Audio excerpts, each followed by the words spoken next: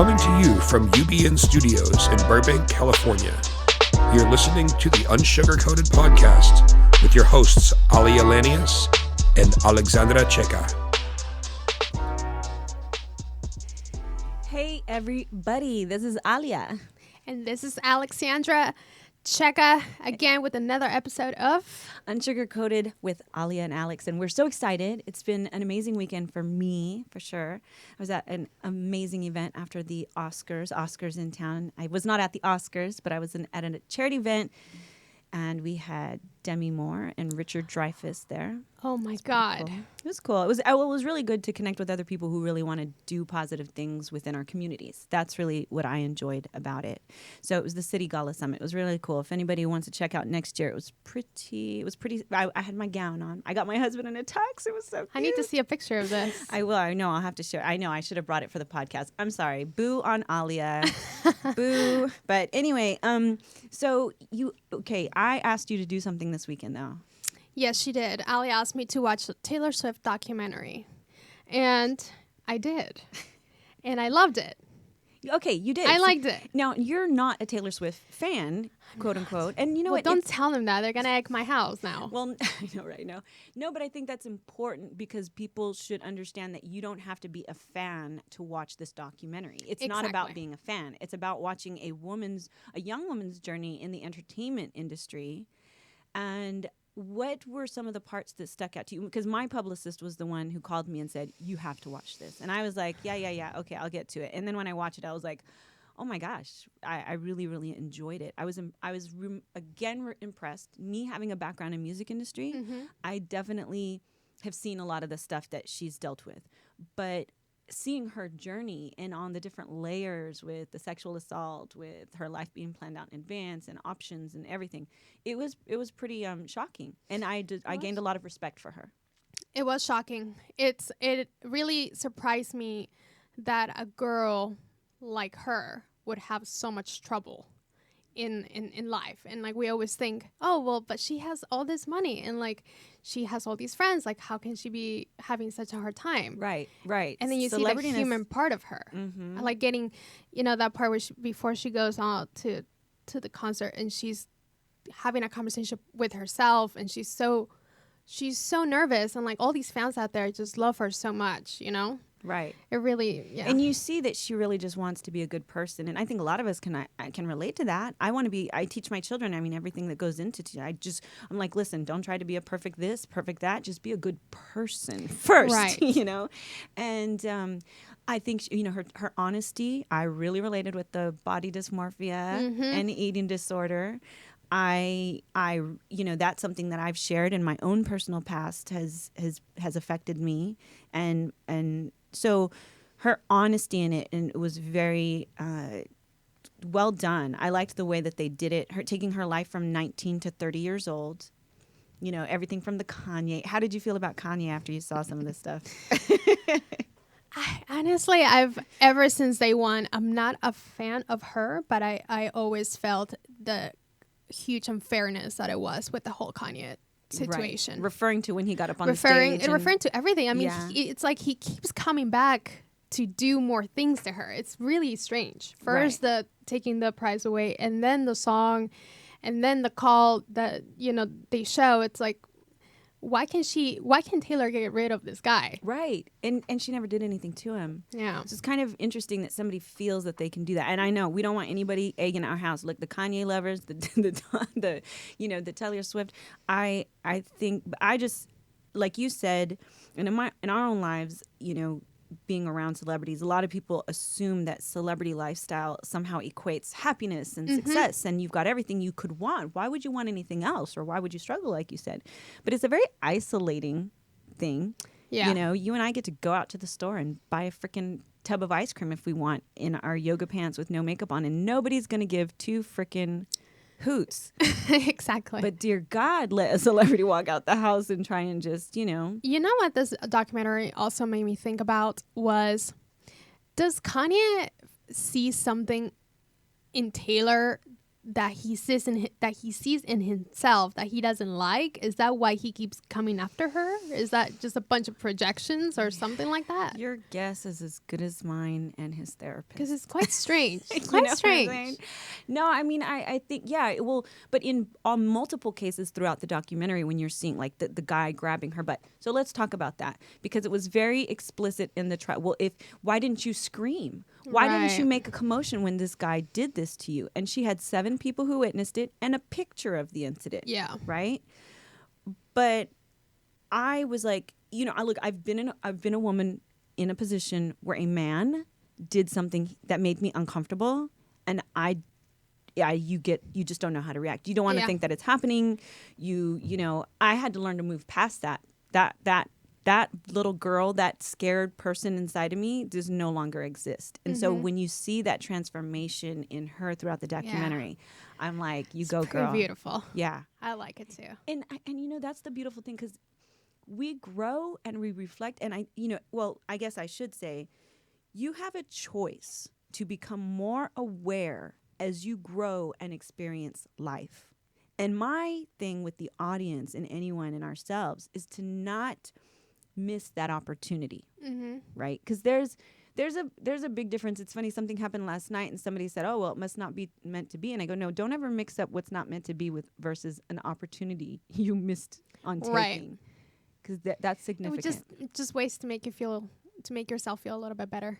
Right. You know, But that never makes you grow either. right. You know, yeah, but you can't sweep things under the rug, and you can't pretend that they don't exist. So I actually, you know, if the objective of that documentary was to show her growth and share her experiences with the world, give people an insight on what she deals with. Because when I worked in the music industry, I totally got, when she said, they plan my life. How can she know? She knows where she's going to be based on a calendar that's presented to her Right. for like 2 years in advance. You know, on, you know, in whatever year I'll be here because my people have told me. And so don't get a cold, don't get a date. I mean, I can't, when you and I try to plan dinner, I'm like, I can't even plan it too, because I don't know what my schedule is going to be like in 2 weeks, let alone a year. So to have everything so concretely planned out for you. Yes. And I think that there is a good and a bad in that, right? Sure. Where you do know what you're going to be doing, but you also don't. I'm coming from a place where people don't quite know where their lives are going. Like, would you rather have the kind of life that Taylor has where she knows what she's going to do she's exactly the date what she's going to be doing in 2 years? Or do you rather not? I mean, I agree with that. That's a very fair statement. But what I will say is that life will change. So to plan out, I mean, you can have an idea, but I mean, sometimes, I mean, there are just things that you can't possibly know or factor into life, and they could happen. And so I think if you're okay with a plan, but then you're also okay with the fact it can delineate, then that's Right. also healthy too, because sometimes that structure can create such a structure that then when it goes off track, you don't know what to do. Exactly. And So- you know what? And this documentary just goes off to show that the more authentic you are, the more people seem to start liking you. Oh yeah. I mean, because it's, yeah. I mean, like, look at me. I wasn't really a fan. You know, I can say I am a fan. Right. I like her. I've definitely dug her songs some in the past. Some of them that I was like, I related to them. Yeah. Sorry was one of them. You Belong to Me. You Belong to Me was cute. Yeah. Yeah, I like that. But you know what? I definitely have more. I have a lot of respect for her as an artist and as a woman. And so and a woman truly at 30 years old, she's not a kid anymore. Yeah. And I think that's where also when you have a young woman that blossoms in the public eye, people forget she's going to change, and she should become stronger and more, you know, beautiful, strong, and courageous, as I love to say, because that's what we should aim to become as women, and remind the girls coming up after us that that's what you want to be: strong, beautiful, and courageous, and grow and become a woman. She, to me, is a true woman after that stuff. Absolutely. I agree. Absolutely. And I think, one last thing. I think the thing that really sets her apart is that she actually does care for her audience. Yeah. She really does. I don't know any other artist that actually does all the things that she has done, especially in the beginning. Right. You know, staying like 4, 5, 7 hours of taking pictures with their fans. I mean, not a lot of artists do that in the beginning. Right. And keep doing it as already becoming famous. Well, us being in the Hollywood scene, and we Taylor know. already, and like Taylor does that. She really cares. Yeah, we're so used to red carpets. People, their publicists are like, they're getting on, they're getting off. They're going up to a room where nobody can touch them, nobody can bother them, and then that's like the deal to be part of events. And she really goes above and beyond. Above and beyond. You know, and that's pretty cool. Which is why it's such a great segue into our guest today. And guys, we are going to be doing this a little bit different. For the first time, we're having a remote interview, so hang tight with us. But we are excited because when we talk about dedication, and just a beautiful, strong, courageous woman, I think that completely embodies our guest. Lauralie Chapados started competing in 2015 when she was only 17 years old. By 2016, Lauralie won her pro card. Then just 2 years later, placed as runner-up at Ms. Bikini Olympia debut, transforming herself from the inside out in the process. Believing in work and consistency needed in order to be a champion, she developed her own training programs by trial and error, learning from mastermind trainers such as Charles Glass, and always open to being educated on techniques in order to progress continually into the sport to be her 100% best self. As an international bikini athlete, she has ranked and won in some of the most prestigious competitions in the world. In 2019 alone, she won first place for 2019 Yamamoto Cup, second place for Arnold Classic Australia, and fourth for Miss Olympia. With these and other awesome achievements, Lauralie has made it clear that she has only one goal in her mind: to become the Miss Bikini Olympia. Here to share her journey and contribute to the conversation of women and bodybuilding competing, please welcome Lauralie Chapados.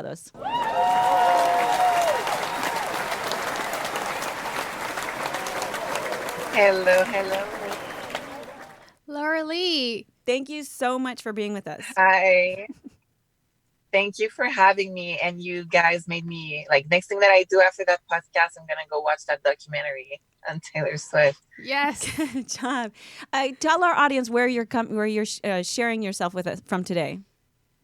So right now I'm in Oxnard, California, but I'm originally from Canada. So yeah, I'm in California. It's just, LA with the traffic and everything. And I'm at the gym. I just finished my workout. So there you go. Workout. All right. So we're already on track. Yeah. The LA traffic. I mean, you don't want to get caught up on that. Yeah. So, it's funny. And so you're in we're not too far off from the infamous Venice Beach. By the way, my own mother used to work for Arnold Schwarzenegger's personal trainer, Mac Dayton, at Venice Beach back in the 70s. And when the culture of bodybuilding in the 60s and, really started to catapult around that time frame. So you are a female bikini athlete and a bodybuilder. Can you share with us a bit about, the journey that's brought you, maybe a defining moment that you said, okay, this is going to be my journey right now? So, I've get asked that question a lot in, different events and podcasts and what's not, like, what was the thing that made you compete? And for me, there's really no crazy story. It's just about a life calling. One day I was working out and this woman, like, figure competitor, like, muscular, and like I was looking at her at the gym and I was like very like impressed with her, and she just comes to me and tell me, wow, you have a good physique, you should compete. And I think from just that, having someone believing that I could do something, I just jumped in the train and she coached me, mentored me. And I mean, not even a year after, I was doing my first competition, and I never stopped till then. And it's been 5 years now. So, wow. That's fantastic. Yeah. To make it short and sweet, that's how it happened. Yeah. So, okay, I saw, so you've been in these amazing competitions. I think that, like, obviously there's many topics, many things we're going to have to talk about, the culture, what's been so you had someone believe in you and you started off in this journey. Have there been hiccups? Between me and the person, or like in general, like my journey? In general, your journey. I mean, what have been your obstacles? So, I mean, when So when the figure pro came to me, I was 17 years old. And, when you're 17, you're in high school, 18 years old. I was about to turn 18 in February, my birthday. And um, in Canada, you go major in 18 years old. So like the partying, everything, you're right there, and in high school, you don't know a thing about nutrition. You just want to go to school and then finish school and then have fun with your friends pretty much. But, I started working out at the gym because I was like active, doing soccer, and I've been pretty active all my life, but having that kind of discipline was very new for me. But I remember I went from going to the gym every day to like twice a day, and then just working. And I mean, the biggest hiccup for me was just that major change, that just 180 change, to go from eating a cookie for breakfast and then eating all day and eating, dinner at my mom's at night, and then just train every day, eat like 10 egg whites in the morning because that's what I used to do. And trying to explain to your friends why you're not eating Domino's pizza after going to the club. Right. Right. So just kind of, I like embracing what I was doing, and kind of, because the thing is, people are kind of non-believer, especially when you just started. Like, you don't have muscles, you don't have a physique that's like, okay, she trains that, why she eats like that, and people don't make the 1+1 because they don't see it right away.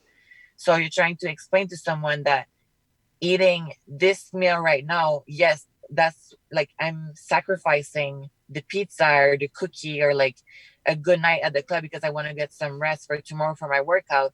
Because in 3 months, if I do this every single day, I'm going to reach my goal. But, try to explain to that. And even me back then, I don't think I was understanding that as much as I do right now, because I had to explain that to my parents. I had to explain that to my friends, because, at one point you lose your friends because you're just not able to be in that kind of environment where they're just kind of degrading and looking at you like you're just strange and boring. And Right. yeah, Leveling so up is not easy. It is important to have a group of people around you that, understand. It's good. So when you came up with those friends, did you keep them or did you cut them from the team?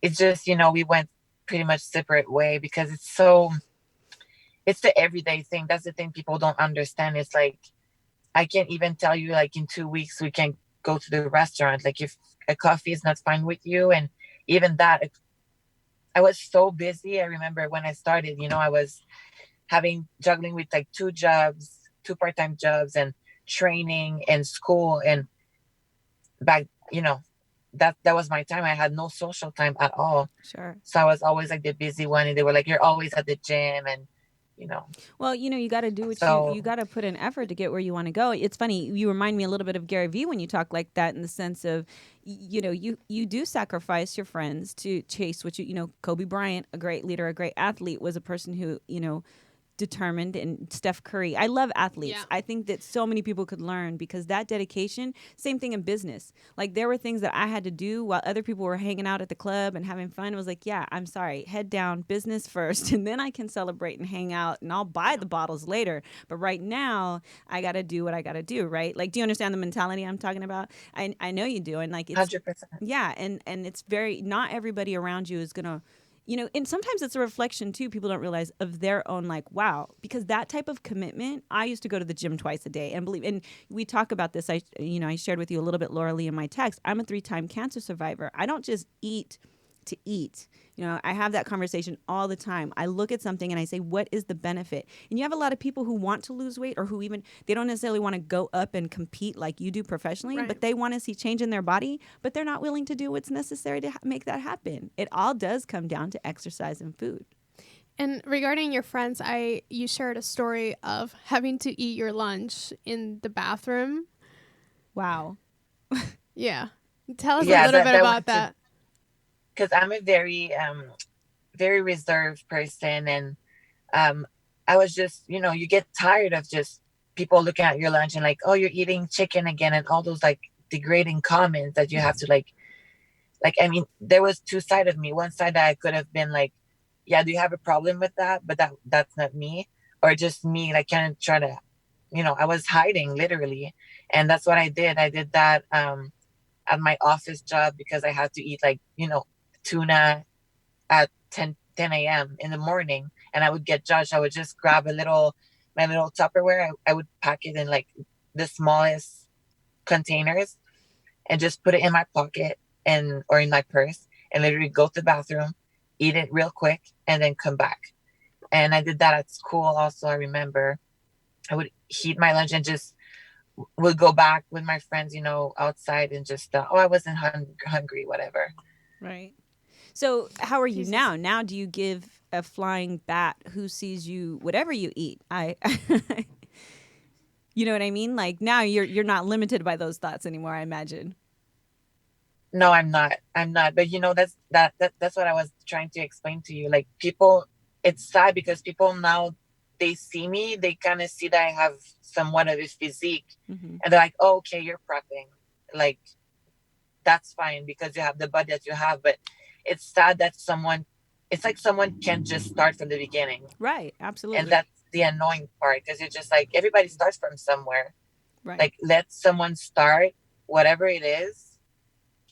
It's just people get so judgmental Oh, that's from you're change. absolutely you're very in all sorts of industries. That's very true. So glad that you didn't let any of that hold you back. It seems like you took that negativity and turned it into fuel to push you to go out and do these wonderful things. So tell us about how that feels. And by the way, I saw an amazing interview, and I'm going to ask you a two-part question.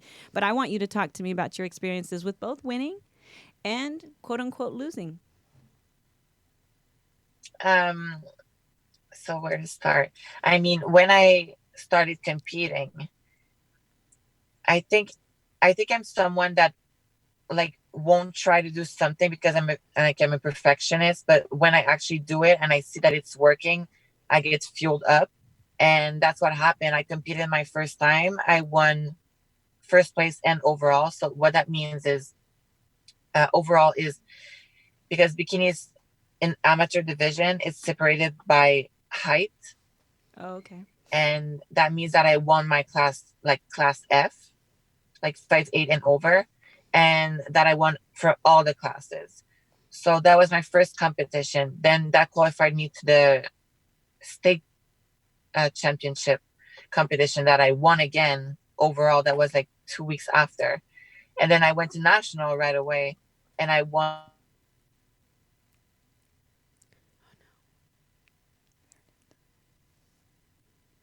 you have to win the overall.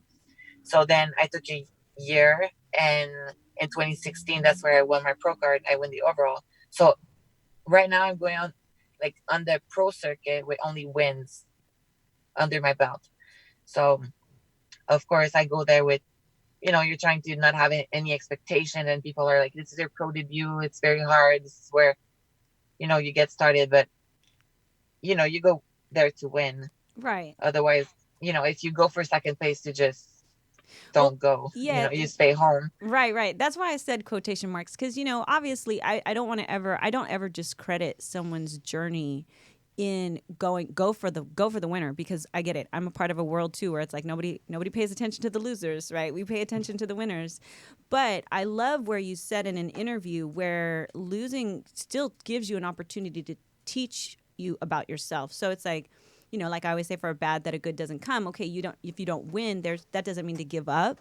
You keep going and you course correct and you learn and grow from everything, right? So I thought that was really a wonderful thing to hear you talk about because it must be, and I got to say this, and I have to be very honest because there's a lot of women who look at other women who go and do the competition and they're like, oh, well, that's just too much muscle. Yeah. Well, we shouldn't look like that.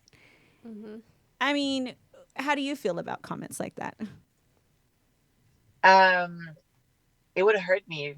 I remember, 4 years, 3 years ago, it would hurt me. And now I think with social media and how open we are, there's beauty in every woman. Right.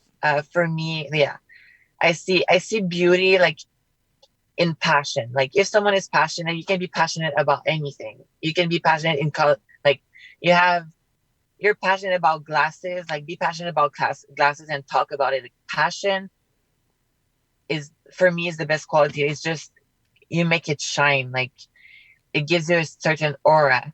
But I want to kind of go back to me saying that losing had learned me so much about myself, but so much about the sport too. And um, I think my journey really started from there because after losing, I made even more errors, and it just made me think more. Right. And that's the thing in our sport. People think we're only like women that goes to gym and lift weight and go back and eat and sleep. But um, when you go through something more difficult, that's where you start putting your mind, and your mind changes, and you grow and you study and you educate yourself. And yeah, so Right. It's great. No, and I will say, and thank you for saying that because it's very true in everything. We all can take so much value from that. But by the way, I have to say, I think a lot of women who would be the first ones to criticize a woman Yeah. have no idea of how hard it actually might be, and especially like you just said, you're a more reserved person. You go out there on a stage in nothing but a bikini, and where people may think, oh, that's just your favorite thing to do, and then be judged. Not so easy. So, I mean, I say that that's badass, that's strong, beautiful, and courageous. And on top of that, like an amazing leading example. It must take, I mean, please tell us, like we were talking about Taylor Swift and her nerves and stuff. How do you feel before you go on stage? that's the thing. I feel people forget that before that day, we've been prepping for, some people for years, but actually, like the prep is like 3 months where we train every single day, sometimes twice a day. That you know, sometimes you feel like starving, sometimes you feel like dying, literally. Right. And the stage is just, it's, escalating a mountain and be at top of it. It's just the tip of the iceberg is this big. Right. Like it's huge, of course, but you don't think about your bikini. You're literally thinking like, this is why I'm here today.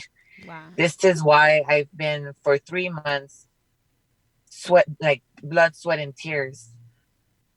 And you don't even really think about it. But before stage, of course, like, your nerves get into it, but you manage it because when you actually start thinking a little bit more about it and you breathe out, you're like, okay, Yeah. let's do this because it's gonna be over in about, it's not even 24 hours. Like you work 12 weeks nonstop for a half a day.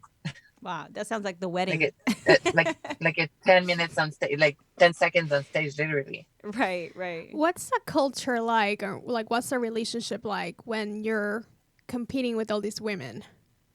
Have you had any weird or fun or any, In between the women, like in between competitors. yeah, Competitors. yeah, Um, I mean, you sense it, but the company that I'm with, we have top three in the world, so you develop some kind of friendship, but it's fun. Like, I mean, I've had backstage that were kind of more or less fun, but I had backstage that we literally had a party like all together. So I think it really depends on the vibe that day, or how tired. But you have to understand, like, we're not ourselves. Like the day of the competition, we're just like, most of us are just tired, drained, focused. Some people, and we are so different. We come from different backgrounds. We've trained for 10 years or 5 years or 2 years, and some are experienced, some are not. So it's a fun mixed match, and to see how everybody is like kind of getting their own way, you kind of let that go. But I mean, I have some good friends now in the competition world, but of course you get competitive, but competition is on stage though. Right, right. Okay. Well, yeah, that's like, That's I mean, good. it's like watching, Lakers and somebody else play, like that day, that competition, it's different. But like off a court or off the football field or off out of the boxing ring, you guys have a respect for each other and a camaraderie because you all know what you give up every day to Mm-hmm. be in this industry, I'm sure. And what it takes to get there. Yeah, that's incredible. It's amazing. Um, so I wanted to talk to you about your diet. I know that you don't do anything, and you don't do any crazy diets. Like we were talking about intermittent fasting. You said that you don't do that. So what do you do, to stay slim and good like So you do? I believe in like macros and it's very old school kind of diet, but just all of these crazy diet, quote unquote, that you just said, for example, intermittent fasting, or that I know I don't want to, start talking about something that I don't really know exactly about that and I haven't practiced. But all of these diet, like ketogenic diet, paleo diet, it's all based from a calorie deficit. Mm-hmm. And as long as you're in a calorie deficit, you lose some weight, right? So for me, what's always worked best is to have 5 to 6 meals a day and just a good amount of protein, like about 1.5 of my lean body mass, and carbs and some fats. And then from there, gradually, I increase my cardio, I increase my steps during the day, or I simply cut calories down. Sometimes I have no fat at all. Sometimes I have no carbs at all. It depends That's where really I good. stand. But I can go from like 2,000 calories to 900 calories to then jump off to like 3,500 because your metabolism also adapts very quickly. But it's always different. It's very individually Right. different, and then it's every prep is different also. Yeah, that's a good point because a lot of people feel like they see one number of calories and they think, well, I shouldn't eat or I shouldn't eat above that or this is what I should standard. But it's all different on your size and who, like I used to prep meals for myself and my ex-husband and he weighed significantly more than me. So his portions were different from mine. But yeah, I've always subscribed to like those smaller meals multiple times a day. And the reason why I wanted to step in and say this is because I was watching The Biggest Loser a couple weeks ago with my son, and I had saw Bob Harper speak on his journey. So I don't know if you know who he is, but he was one of the infamous trainers opposite of Jillian Michaels, I think, on The Biggest Loser. Well, 2 years ago, he had a heart attack. So you have this person who's in the gym all the time, who's physically fit, and then he has a heart attack. And there were some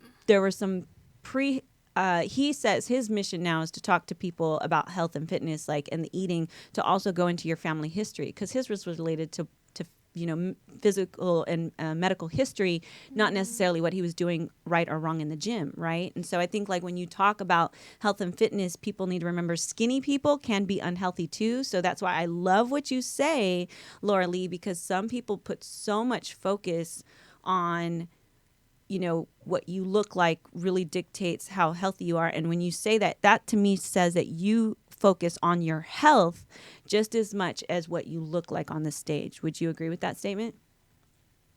100%, 100%. Um, and even more now, because right now you know, it's a thing about winning, but how much are you willing to give up?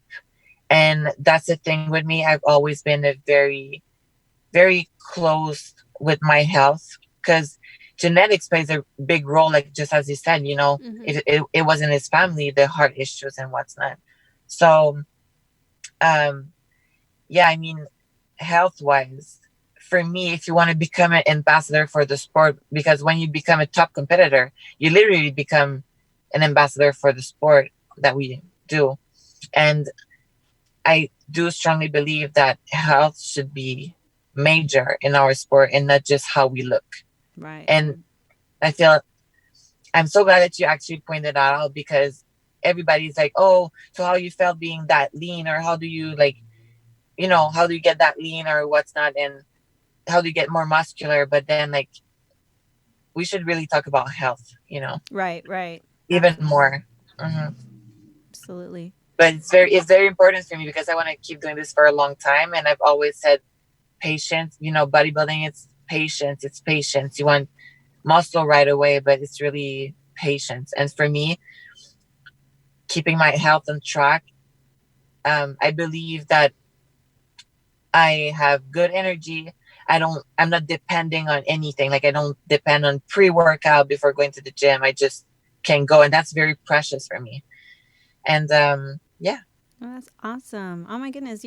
I really, really admire your story, Lauralie. I mean Me that too. genuinely. Like it's, I think that I wish that more women would get out there and really have conversations, because just, people see something that's different or they don't understand it, and so they just concoct their own ideas in their head and walk away with that instead of taking the time to learn and grow. So let me ask you, if there was a little girl out there who says, you know what, I think I want to get into bodybuilding and fitness to this type of competitive level, be an athlete in this industry, what would be some of the steps that she would take? I would say I'm so glad that you actually said an athlete, because that's what we are. Mm. And that was for me, the transition to trying to explain to my parents, trying to explain to my friend, we're not some kind of Hawaiian like tropic. We're actually athletes. And when you're actually want to make that step forward, ask yourself, who am I doing this for? Ooh, good one. And if it comes very long between, like, is it long to process for you to come with an answer? Then you're not doing it for yourself. Because I never really asked this question. It was just from within. I would just go because I needed to be accomplished, and accomplishing myself in the gym and doing my diet and being on a plan was just part of me. And so I would say the first thing you have to ask you is, are you doing this for yourself? Because then you have, I mean, before having like sponsor and all this, pretty life of just like training and be a full-time bodybuilder, I mean, I had to work, and all my money would go literally in competition. You don't earn money, like until you're at the top pros, and that's only like a smart part of us that does. So, if you're not doing things for yourself, you're gonna have a lot of challenges. That's awesome. Amazing. It's really refreshing to hear you talk about nutrition this way. Just because, I am a nutritionist, and a lot of mainly actually men and women now equally, they come to me and they want to look a certain way, and how to get there. They'll do anything to get there, even if it actually hurts their bodies. That's where a lot of these diets come from. Keto diet, paleo diet. They don't care what they need to do. They just want to look a certain way.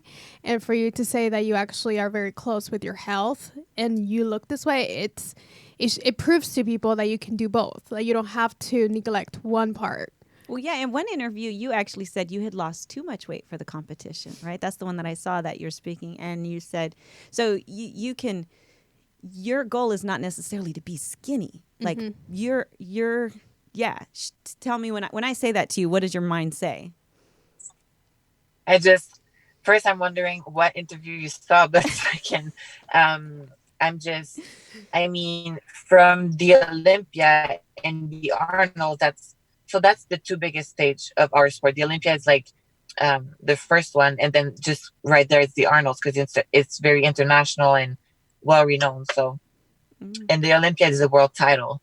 So the Arnold, that was right, my prep right after that I finished second for the first time. So I've been like a full year winning, finishing second at my first Olympia. I was like on a very high momentum. Right. Then I won my show in China, and then the week after I got sick in the Philippines. I still did the show, but I finished second. And that was so hard for me. I remember I went backstage, I started like crying, like my whole entire world was falling apart, and I made changes. So I hired, a new trainer. sorry, and I was like all in or nothing. Right. And you know, thing is with Instagram, sometimes you look to some girls and their diet is like fish and asparagus, and you're like, oh, that's what I have to do. So that's what I did. I was like, let me suffer, like let me know what suffering means and like starvation and what's not.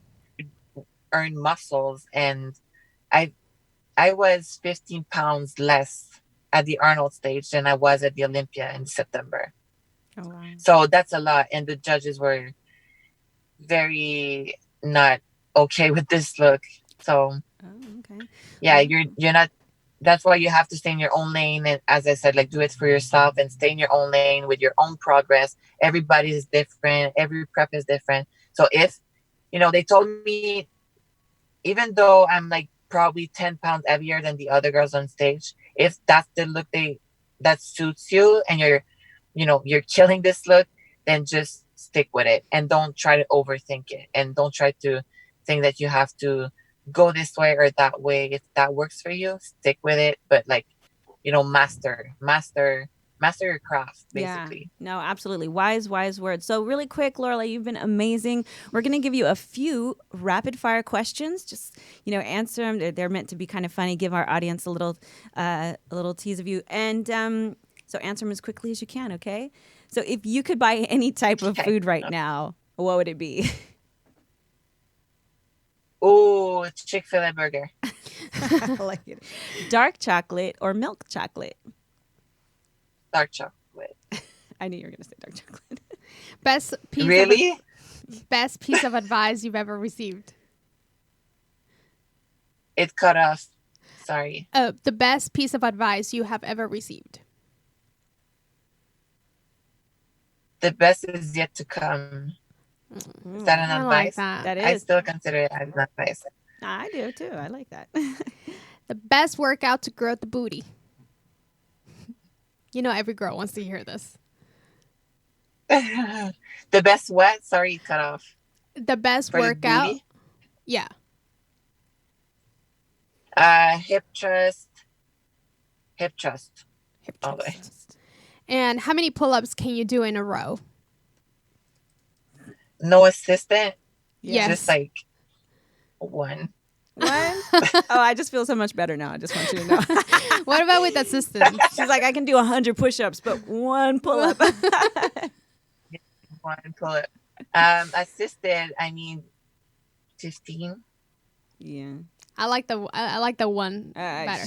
It makes us feel better. I used to do, I'd put my band in between my, I had like the overhand, like the Tony Horton, you put it through the doorway and pull up, and I would put my my band, one of the bands, underneath my foot, and then I'd do the assisted pull up that way, and that way, yeah, I could do, I was a superhero on that, but without it, I'm like this. Right? I can do a lot if someone grabs my legs and just like goes up and down. Oh man. Okay. Well, you've been so great, and we really, really appreciate your time. Please tell our audience where they can find you if you want to spell out your Instagram handle, where they can get in touch with you, or where they can reach out and support you. So best way to reach me is on my Instagram. It's Lauralie CHAP_IFBB Pro. Great. Okay. Well, you know what? We really appreciate your time. It's been exciting, and thank you for being with us. Thank you, Lauralie. Thank you so much. Audience, Thank you. Thank you so much for having me.